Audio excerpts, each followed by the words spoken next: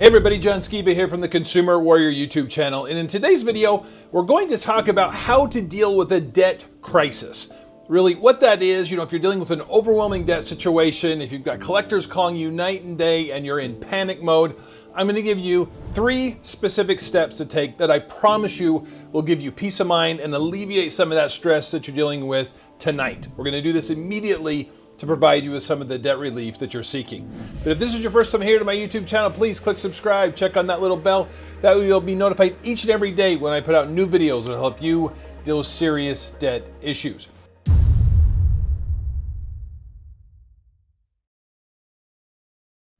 All right, let's talk about a debt crisis. Here in my law practice in Arizona, where I help people who are dealing with serious debt problems, I hear this frequently that, look, things were going good. I was running my own business, or I had a good job, and then all of a sudden something happened. A medical issue happened, job loss, something happens in the family, and all of a sudden people who have had great credit, always made their payments on time, find themselves in a situation where they don't know what to do. They haven't been able to make the payments for a while, and things have just started to snowball, and they are just feeling really out of control. And they got debt collectors calling them, or maybe lawsuits or wage garnishments or whatever it is that's happening that's causing a lot of problems and really making that crisis feeling really settle in and cause a lot of issues for you. So if you find yourself, going into that debt crisis, or if you're in the middle of it right now and there's causing a lot of stress and you can't sleep, I want to give you 3 steps to take to help you initially put a plan together to deal with it. Now, the first step is what I call triage. If you go into the emergency room, you're going to meet with a triage nurse who's going to basically evaluate where are you at, how serious is this? Is this a true crisis? Is this something we need to have a doctor see you right now?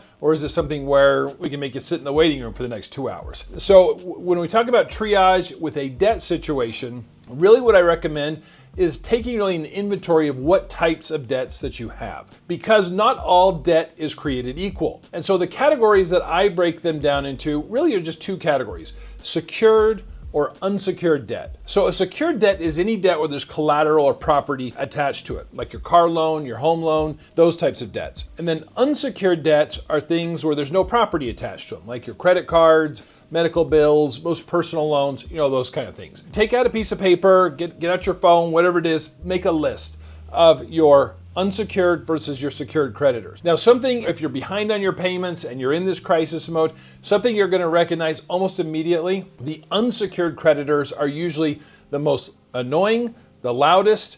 They're the ones that are the most threatening. They're the ones that are probably causing a lot of the anxiety that you're having, because they're the ones that are blowing up your phone, leaving voicemails, sending letters, all that. There's a reason why they're being so aggressive, and that is because they're unsecured.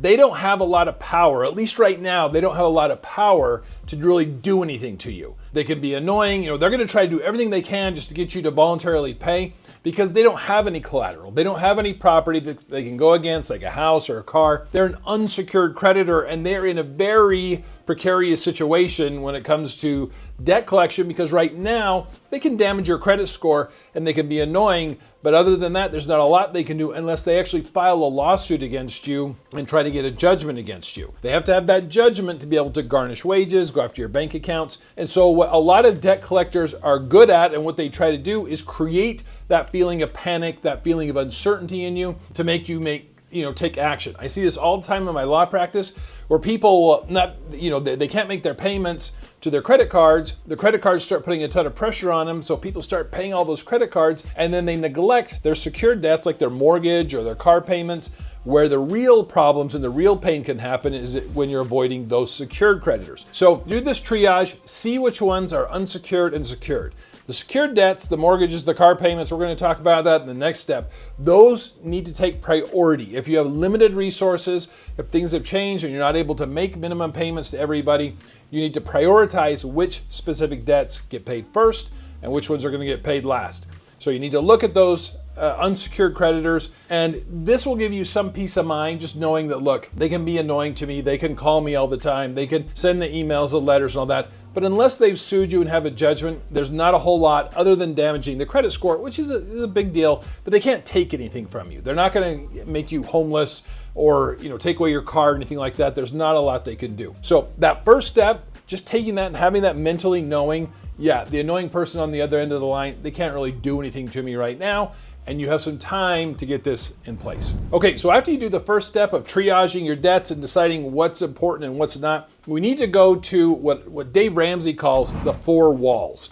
This is where we look specifically at covering expenses that you need just to survive for you and your family. We're looking at food, utilities, shelter, and transportation. Those are the 4 areas you need to focus on.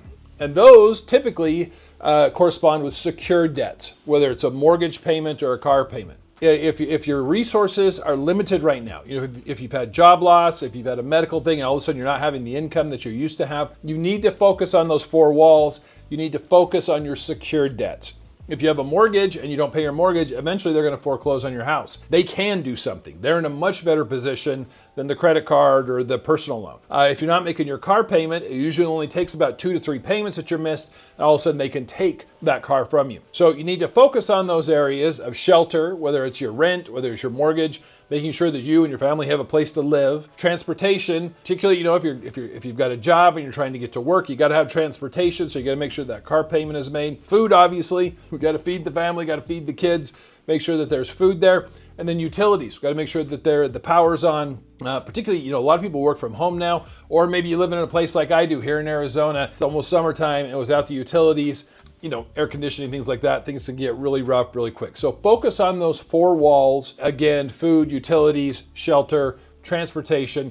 That's where your focus should be. Like I said before, I see too often people who will focus on the unsecured credit cards because they're so annoying. They create so much anxiety to the detriment of literally groceries or utilities or a place to live or transportation. When you don't have enough to pay everybody, you've got to focus on what's a priority and to keep you and your family in a position where you're going to be able to emerge from this going forward. Okay, the third step that you need to do, this is where you need to really put in a plan. And this is where you can get some outside help from people like me. I do bankruptcy. I also help people who are getting sued by debt collectors. If you're dealing with wage garnishment, it's important to really get into an information gathering scenario. And you may already be to this place, and that's how you found me here on my YouTube channel. But you got to get information as far as how serious your situation is. Is it something where you need a bankruptcy, or is it something where you may be able to do something like the Dave Ramsey debt snowball and get out of debt that way? This is where you need to put a plan together. And I can tell you, you need to go through those first 2 steps.